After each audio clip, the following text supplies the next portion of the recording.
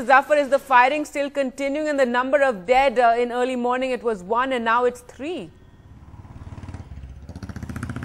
Well, that's right. Firing is still going on. Heavy mortar shelling in different sectors at the international border. It started last night at Kishanpur, Joda Farm, Jugnu, Nawapin, Garana and KK Post, and then it spread to other sectors of Devigad and Vikram Post. Now 3 people have been killed, including 1 woman, 2 of them in the Arnia sector and 1 in the RS Pura sector, and 10 others are injured, including 2 women and 1 VDC member.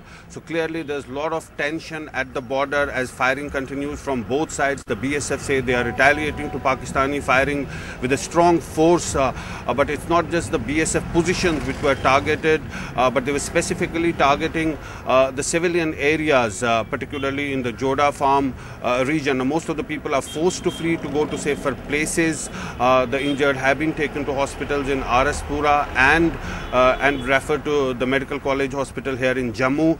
So the situation is very bad on the ground. There was a lull for a few days. There was no firing at the international border, while we saw firing at the line of control in Poonch, where 6 civilians were killed early this month. But now again there is a flare-up at the international border. Now BSF sources saying one possibility is perhaps the talks between the top officers of the BSF and the Pakistani Rangers was scheduled to take place on the 9th of September, and this could be an effort to scuttle those talks. But as of now, the focus is to effectively retaliate to Pakistani aggression. The firing happened so suddenly, people had no time in the night to move to safer places. But at the moment, they are going to safer places as the firing is still going on in different sectors. More than 10 posts of the BSF have been targeted.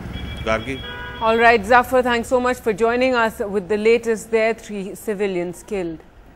And staying with news from Jammu and Kashmir, a second Pakistani terrorist was caught alive in the state less than a month after the capture of Mohammad Naveed, who's given Indian terror investigators vital information in less than a week since the critical NSA level talks broke down.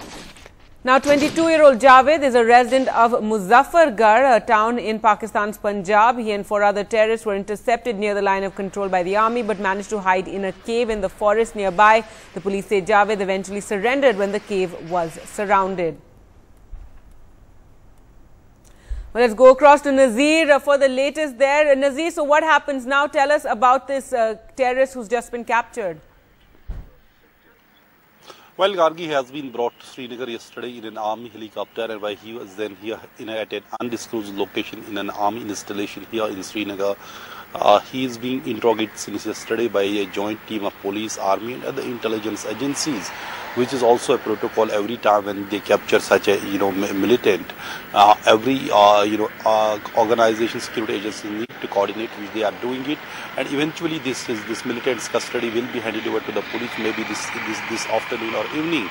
But this is certainly a huge catch which can help police to get a lot of information about the activities of militants across the border, launching pads, militant training camps and all those things. That's why this militant is not just an evidence to nail Pakistani lies and say Pakistan is pushing more militants here. Pakistan is sending its own national to carry out attacks on here, but also to how to tackle these militants, because on one hand you have the shelling along the line of control on international border, where today 3 civilians were killed, 16 others were injured. They are trying to keep the pot boiling by pushing more militants and sending groups like this one, in which 5 militants were sent. 4 of them have been killed, 1 militant was captured alive, and it is the second major success for the security agencies after Udhampur attack. At the same time, a huge challenge that how they are pushing more militants to keep the pot boiling at a time when we have seen resurgence of indigenous militants in the valley.